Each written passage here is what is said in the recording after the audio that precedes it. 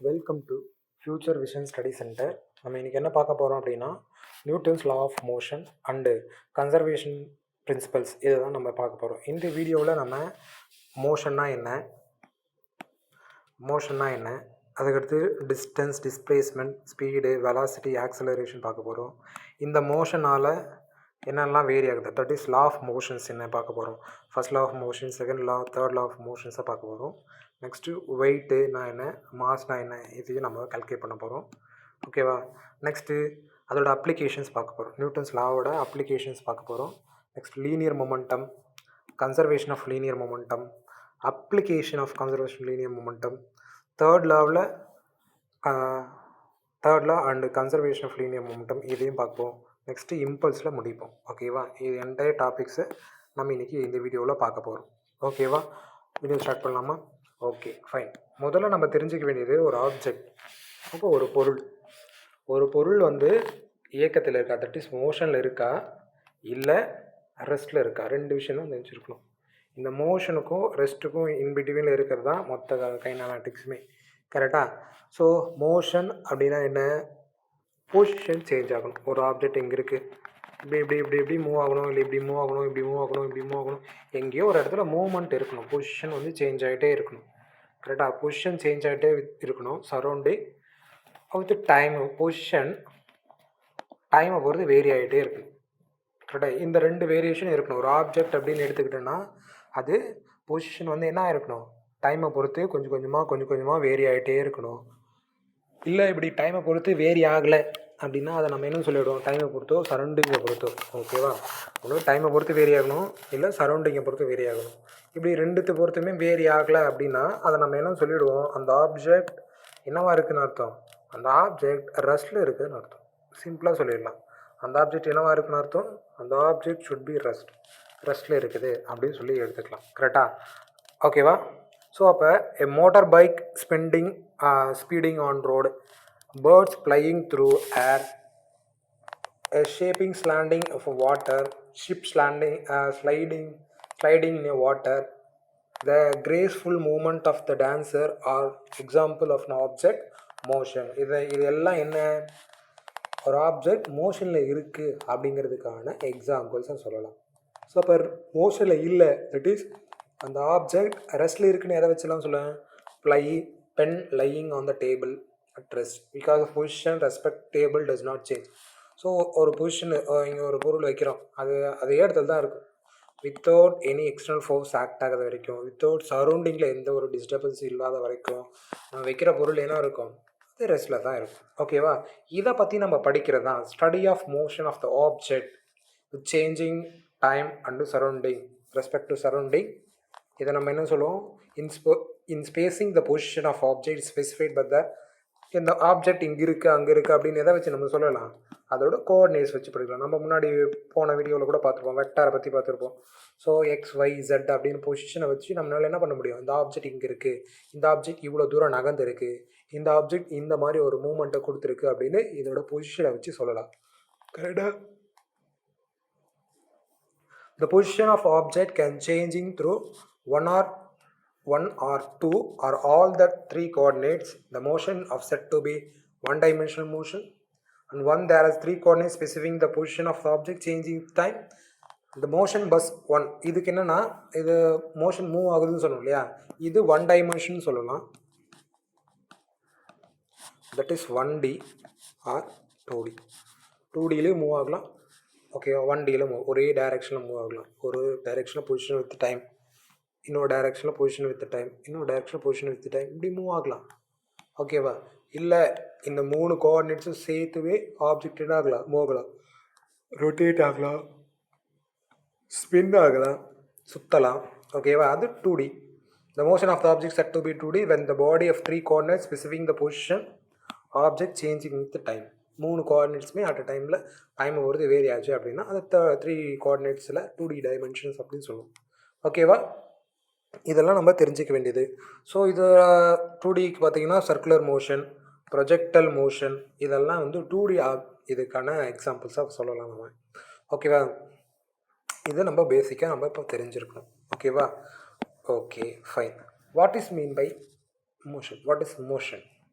Motion அப்படிங்கிறதே வந்து position சொல்லிட்டோம். பொசிஷனை டைமை பொறுத்து வேரி ஆச்சு அப்படின்னா அதை நம்ம என்ன பண்ணுவோம், மோஷன் அப்படின்னு சொல்லிட்டோம். இந்த பொசிஷன் அப்படின்னு வரும்போது அது நம்ம வந்து ஒன்று distance and displacement. the position of an object moving goes the change with respect to time. டைமை பொறுத்து டிஸ்டன்ஸோ வேரி ஆச்சு அப்படின்னா length is actually the path covered by the object. Time interval is called distance. ஒரு particular டைமுக்குள்ளே எவ்வளோ தூரத்தை நம்ம கடந்திருக்கோம் அப்படிங்கிறது தான் டிஸ்டன்ஸ் அப்படின்னு சொல்லுவோம். அப்போது ஒரு ஸ்டார்டிங் பாயிண்ட் இருக்கும், ஒரு எண்டி பாயிண்ட் இருக்கும். ஓகேவா? இங்கே இருந்து நான் இங்கே வந்திருக்கேன் அப்படின்னு நம்மளால சொல்ல முடியும். ஸோ இப்போ இதுதான் இந்த என்டையர் பாத் தான் என்ன, நான் ட்ராவல் பண்ண தூரம். கரெக்டாக? நான் ட்ராவல் பண்ண எடுத்துக்கிட்ட தூரம். ஓகேவா? The difference between the final initial position of objects in displacement. Displacement அப்படின்னா நான் இங்கேருந்து இங்கே வரணும். இதுதான் என்னோடய ஒர்க் பிளேஸ், இது என்னோடய வீடு. ஓகேவா? இது என் வீடு. ஸோ நான் டேரெக்டாக இப்படியே வந்துடலாம். இல்லைனா இப்படி போயிட்டு இங்கே போயிட்டு அங்கே போயிட்டு இப்படி சுற்றி நான் இங்கே வரலாம். கரெக்டாக? அப்போ நான் ட்ராவல் பண்ண டிஸ்டன்ஸ் அப்படின்னு சொன்னால் நான் ட்ராவல் பண்ண என்டையர் பாத்தோட டிஸ்டன்ஸ் தான் நான் வந்து டிஸ்டன்ஸ் அப்படின்னு சொல்ல முடியும். நான் ட்ராவல் பண்ண டிஸ்டன்ஸ். ஆனால் என்னோடய டிஸ்பிளேஸ்மெண்ட்னா இதுதான் என்னோடய டிஸ்பிளேஸ்மெண்ட். டிஸ்பிளேஸ்மெண்ட் அப்படிங்கிறது என்னென்னா ஷார்ட்டஸ்ட் டிஸ்டன்ஸ் அப்படின்னு சொல்லுவோம். என்னென்னு சொல்லுவோம்? ஷார்ட்டஸ்ட் டிஸ்டன்ஸ் அப்படின்னு சொல்லுவோம். ஷார்ட்டஸ்ட் டிஸ்டன்ஸ் அப்படின்னு சொல்லலாம். ஓகே, டிஸ்டன்ஸ் ஆனால் அப்போ அதுக்கு இனிஷியல் பொசிஷனும் இருக்கும், ஃபைனல் பொசிஷனும் இருக்கும். ஸோ இனிஷியல் பொசிஷனுக்கும் ஃபைனல் பொசிஷனுக்கும் இருக்க இன்பிட்வீன் டிஸ்டன்ஸ் தான் displacement. Smallest distance, shortest distance அப்படின்னு சொல்லிலாம் படிப்போம். ஓகேவா? இது தெரிஞ்சுக்கணும். The initial position of the object represent x1 and time and some time x2. There is the magnitude of distance x2 minus x1. So final எப்பவுமே final to initial. இப்போ இதுதான் டிஸ்பிளேஸ்மெண்ட்டுக்கான இது. ஓகேவா? அதான் final velocity to initial velocity. அதெல்லாம் final velocity to initial velocity v minus u அப்படின்னு போடுவோம். ஓகேவா? இதெல்லாம் நம்ம தெரிஞ்சுக்கணும். நெக்ஸ்ட்டு பார்த்தோம் அப்படின்னா பேசிக்காக நம்ம தெரிஞ்சிக்க வேண்டியது என்ன? Speed. What is speed? Speed distance travel by object unit interval of time is called speed. Distance டைமை பொறுத்து வேரி ஆச்சு அப்படின்னா அதான் நம்ம என்ன சொல்லுவோம்? ஸ்பீடு அப்படின்னு சொல்லுவோம். டிஸ்டன்ஸ் டைமை பொறுத்து is speed, d by distance டைமை பொறுத்து வேரி ஆச்சுன்னா அதான் நம்ம என்ன சொல்லுவோம்? ஸ்பீடு அப்படின்னு சொல்ல போகிறோம். So we represent by v. இது யூனிட் வந்து மீட்டர் பர் செகண்ட். யூனிட்ஸ் ரொம்ப ரொம்ப இம்பார்ட்டன்ட். ஓகேவா? ஸோ அப்போ ஸ்பீடு ஒரு வெக்டார் குவான்டிட்டி. ஸோ டைரக்ஷன் கிடையாது. நெக்ஸ்ட்டு ஸ்பீடுக்கு அடுத்து displacement. Displacement what is mean by displacement? Displacement of an object's particular direction of a unit interval of time is called velocity. Speed டைமை பொறுத்து vary ஆச்சு, displacement shorter distance டைமை பொறுத்து vary ஆச்சு அப்படின்னா அதான் நம்ம என்ன சொல்லுவோம்? Velocity. Displacement divide by time அப்படின்னு சொல்லுவோம். v is equal to ds divided by dt. Okay, ds divided by dt அப்படின்னு சொல்லுவோம். So same v is the unit of same of speed, that is meter per second. இதுக்கும் என்ன? Metre per second தான். ஓகேவா? இது ஒரு vector quantity. ஓகேவா? Suppose the object moving within straight line with respect to some reference positions x1 at time t1 and become x2 time t2. It means time interval t2 minus t1, displacement interval x2 minus x1. கரெக்டாக? அப்போ velocity அப்படின்னு வரும்போது நமக்கு என்ன வரும்? v is equal to x2 minus x1 divided by t2 minus t1 வரும். Velocity x2 minus x1 divided by t2 minus t1 அப்படின்னு சொல்லி நமக்கு வரும். கரெக்டாக? அப்போ இதுதான் dx divided by dt or del x divided by del t. v is equal to dx divided by dt, இப்போ del x divided by del t அப்படின்னு நம்ம போகிறோம். கரெக்டாக? இதுதான் நம்ம தெரிஞ்சுக்கணும். இது எதுக்கு? வெலாசிட்டிக்கு.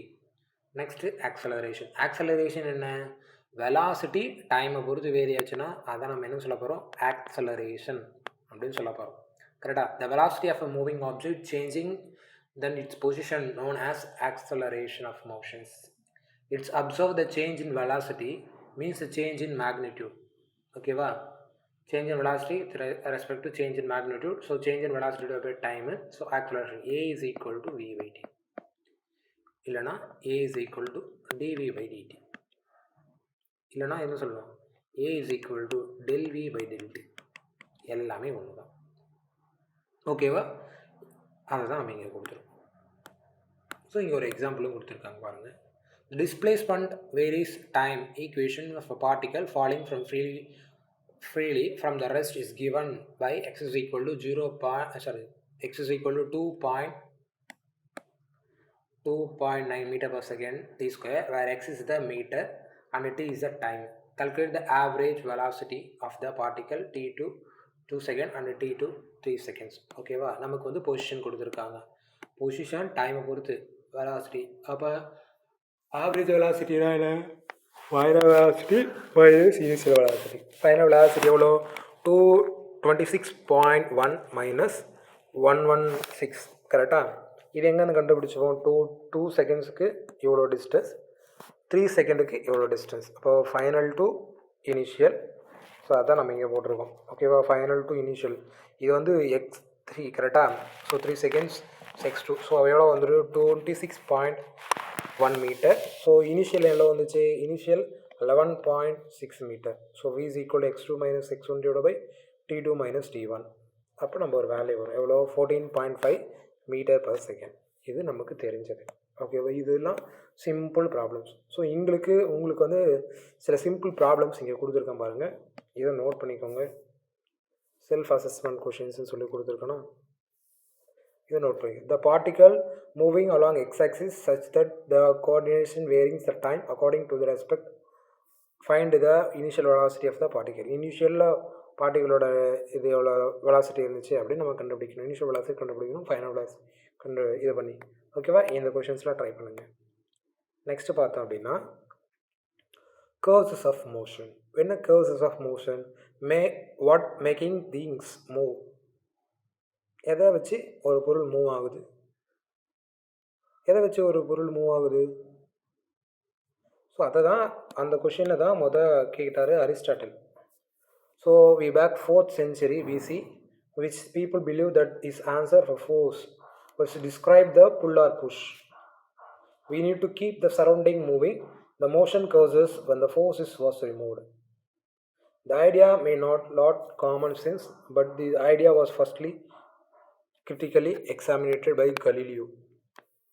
He prefers a sense series experiment which is no causes or forces required to maintain the motion of the object. இது வந்து கலீலியோ அப்புறம் ட்ரை பண்ணி பார்க்குறாரு. ஸோ அதுக்கப்புறம் ஃபர்தராக மூவ் ஆகி தான் நம்ம இப்போ இருக்கிற இந்த topic. Let us try understand some examples. For our daily experience, we know that the motion of the body direct result of its interactions with the other body around with some of its environmental. When a cricketer hit the ball and her bat interact with the ball and modify its motions. கரெக்டாக? ஒரு cricketer ஒரு பால் அடிக்கிறாரு, அடித்தோடனே அந்த பால் அந்த battle பட்டு அதோட motion அதோட டைரக்ஷனை என்ன பண்ணுது? சேஞ்ச் பண்ணிக்குது. The motion of freely falling body or a projectile is a result it interaction with earth. ஒரு ஃப்ரீலி ஃபாலி ப்ரொஜெக்டல் மோஷன்ஸ்லாம் என்ன வரும்? அந்த பாலுக்கு ஒரு ஃபோர்ஸ் கொடுக்கும். அது எங்கேருந்து வருது? கிராவிட்டிலேருந்து வருது. ஒரு கிராவிட்டி கொடுக்குது, எர்த் புல் பண்ணுது. ஸோ அதனால் என்ன பண்ணுது? கீழே புஷ் பண்ணால் மேலே போகுது, புல் பண்ணுறதுனால கீழே வருது, விழுது. கரெக்டாக? இது நம்ம தெரிஞ்சிருக்கணும். ஓகேவா? அப்போ ஃபோர்ஸ். அப்போ இங்கே ஃபோர்ஸ்னு சொல்கிறாங்களே. அப்போ ஃபோர்ஸ்னால் என்ன? ஃபோர்ஸ் அப்படிங்கிறது என்ன? Push or pull. ஃபோர்ஸ் அப்படிங்கிறது என்ன? Force is called push or pull அப்படின்னு சொல்லுவோம். இழுக்கிறது அல்லது தள்ளுறது. ஓகேவா? இழுக்கிறது அல்லது தள்ளுறது தான் நம்ம ஃபோர்ஸ்ன்னு சொல்லுவோம். So earth pulls all the body towards its centre and its set exacted force of gravitational them. So அதுதான் என்ன பண்ணுவோம்? புல் பண்ணுது. எர்த்துவே பிடிச்சி இழுக்கிற மாதிரி புல் பண்ணுது. அதான் நம்ம அந்த ஃபோர்ஸ் தான் நம்ம என்ன சொல்கிறோம்? கிராவிடேஷனல் ஃபோர்ஸ் அப்படின்னு சொல்கிறோம். A locomotive exists a force on the train is either pulling or pushing. This wave or force exerted by a body associated with some of other body with the environmental. ஓகேவா? இதை நம்ம தெரிஞ்சிட்டோம். ஃபோர்ஸ்னால் push R full அப்படின்லாம் சொல்லிட்டோம். இப்போ இதை தான் Newton's என்ன பண்ணுறாரு? இன்னும் கொஞ்சம் டெவலப் பண்ணுறாரு. டெவலப் பண்ணி ஃபஸ்ட்டு ஒரு ஆப்ஜெக்ட் ரெஸ்ட்னா என்ன, மோஷன்னா என்னன்னு டிஃபைன் பண்ணுறாரு. அப்புறம் ஃபோர்ஸ்னால் என்னன்னு சொல்கிறாரு. Galileo calculated the object of motion is not obstructed. It continues to moving with the constant speed along the horizontal line. Therefore, there would be no change of the motion of the object unless the external agent act on its cut changes. So புறவிசை எதுவுமே செயல்படாத வர அந்த பொருள் என்ன இருக்கும், ரெஸ்ட்லேயே தான் இருக்கும் அப்படின்னு சொல்கிறாரு. ஓகேவா? The Galileo version of the inertia is resist the change. Inertia அப்படிங்கிறது என்னென்னா ரெசிஸ்ட் த சேஞ்ச் அப்படின்னு சொல்லுவாங்க. Resist the change not only from the state of rest, not only state of rest but also from motion with the constant speed along with the straight line. ஒரு object மேலே force act ஆகிறது அந்த object move ஆகிட்டு இருக்கிற ஆப்ஜெக்டை rest கொண்டு வரதுக்கு மட்டும் இல்லை, அதோட டைரக்ஷனை சேஞ்ச் பண்ணேன், அதோட பொசிஷனை சேஞ்ச் பண்ணேன், அதை தொடர்ந்து மோஷன்லேயே இருக்க வைக்க, இப்படி எல்லா கண்டிஷன்லையுமே ஒரு எக்ஸ்டர்னல் ஃபோர்ஸ் ஆக்ட் ஆனால் மட்டும்தான் தொடர்ந்து மூவ்மெண்ட்டில் இருக்கும். ஓகேவா? ஸோ நியூட்டனோட ஃபர்ஸ்ட் லா என்ன, நியூட்டன் என்ன சொல்கிறாருன்னு பார்ப்போம். This law was stated if the body is at rest, if it is remaining at rest, if it is moving along the straight line with the uniform speed, it continue moving on unless external force is applied on it to change its present state. ஓகேவா? ஒரு பொருள் மேலே எந்த ஒரு புறவிசையும் செயல்படாத வரை அந்த பொருள் என்ன இருக்கும், தொடர்ந்து அதே நிலை, அதாவது இயக்க நிலையிலேயே இருக்கலாம், அதனால் அதோட ஓய்வு நிலையிலேயே இருக்கலாம். ஓகேவா? இதுதான் ஃபர்ஸ்ட்லாக சொல்கிறது. ரொம்ப ஞாபகம் வச்சுக்கோங்க. எந்த ஒரு எக்ஸ்டர்னல் ஃபோர்ஸும் ஆக்ட் ஆகாத வரை அந்த பொருள் ஸ்ட்ரெயிட் லைனில் தான் மூவ் ஆகிட்டு இருக்குன்னா அது தொடர்ந்து ஸ்ட்ரெயிட் லைன்லேயே தான் மூவ் ஆகிட்டே இருக்கும். இல்லை அந்த பொருள் ரெஸ்ட்டில் தான் இருக்குன்னா அது தொடர்ந்து ரெஸ்ட்லேயே தான் இருக்கும். இல்லை அந்த பொருள் மூவ் ஆகிட்டு இருக்குன்னா அது தொடர்ந்து மூவ் ஆகிட்டே தான் இருக்கும். இல்லை அந்த பொருள் பொசிஷன் சேஞ்ச் ஆகலைன்னா அது தொடர்ந்து அதே தான் இடத்துல இருக்கும் வித்தவுட் எனி எக்ஸ்டர்னல் ஃபோர்ஸ். அது மேலே ஒரு ஃபோர்ஸ் ஆக்ட் ஆச்சுன்னா அதோட பொசிஷனும் சேஞ்ச் ஆகும், அதோட டைமு சேஞ்ச் ஆகும், அதோட ஸ்பீடு சேஞ்ச் ஆகும், வெலாசிட்டி சேஞ்ச் ஆகும், ஆக்சிலரேஷன் சேஞ்ச் ஆகும். இப்படி ஒன் பை ஒன்னாக வேரியேஷன்ஸ் இருந்துக்கிட்டே இருக்கும். So if body at rest then will be remaining at rest.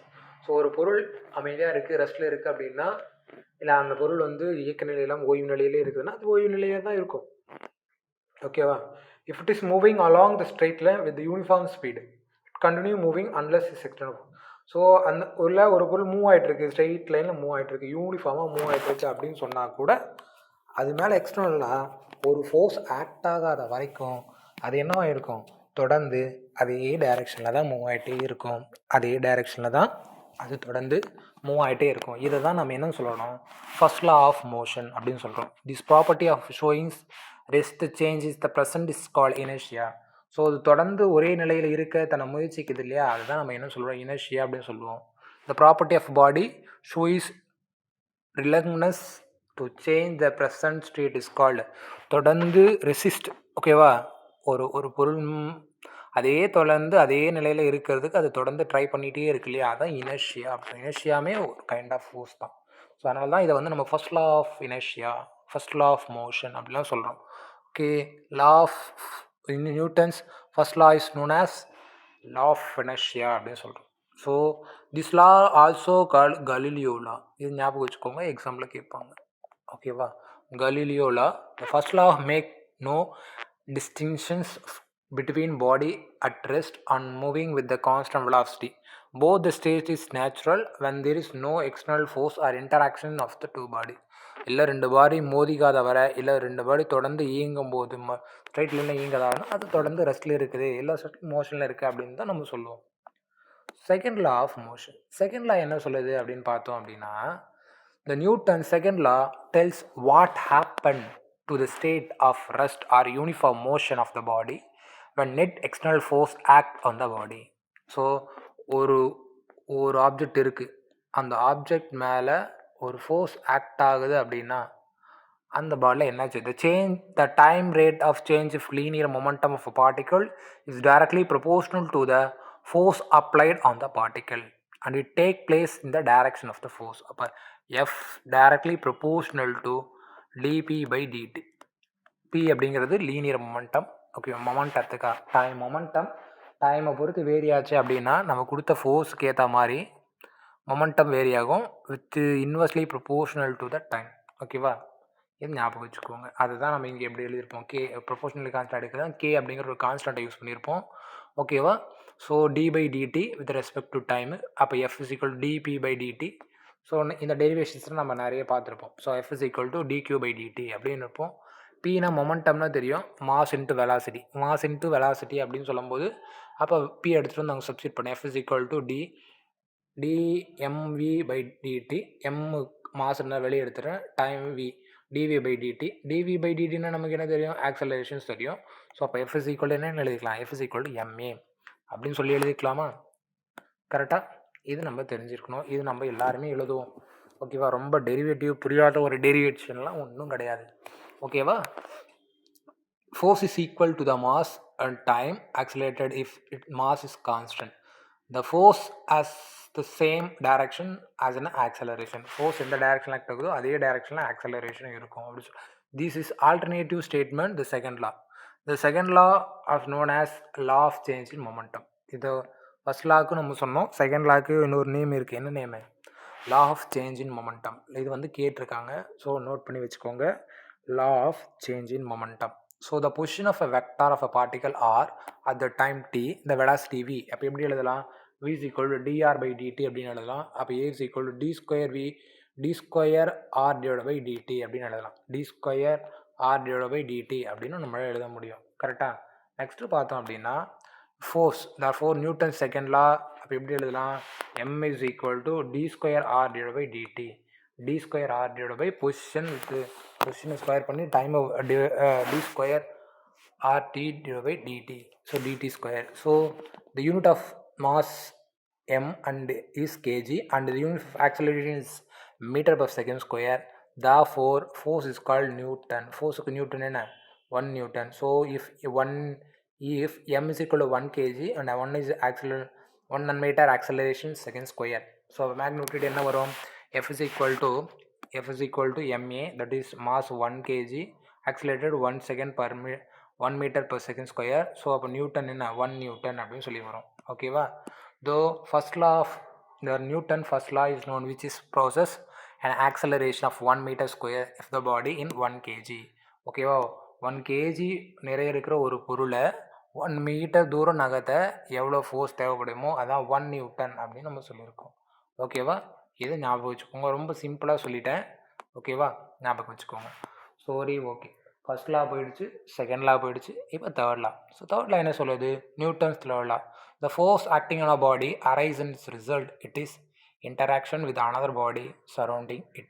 So எந்த ஆக்ஷனுக்குமா equal and always equal and opposite டைரக்ஷன்ஸில் ஃபோர்ஸ் வந்து ஆக்ட் ஆகிட்டே இருக்கும் அப்படின்னு சொல்கிறது தான் நியூட்டனோட தேர்ட் லா. ஸோ அப்போ நம்ம இங்கே எடுத்துருக்கோம் force AB minus of force BA. So இது ரெண்டுத்தையும் ஈக்குவேட் பண்ணோன்னா force AB plus force BA should be 0. இது வந்து மேத்தமெட்டிக்கலி ப்ரூவ் பண்ணது. ஓகேவா? ரொம்ப இம்பார்ட்டன்ட், இது ஞாபகம் வச்சுக்கோங்க. Note that the third law deals the two forces each acting as a different body. This law is known as law of action reactions. law of action and reactions. இது ஞாபகம் வச்சுக்கோங்க. Newton of third law deal with two force, ரெண்டு force each acting different body. ரெண்டு force டிஃப்ரெண்டான object மேலே act ஆகிட்டு இருக்கு. This law is என்ன சொல்லுவோம்? Law of action and reactions அப்படின்னு சொல்லுவோம். இது தெரிஞ்சுக்கணும். ஓகேவா?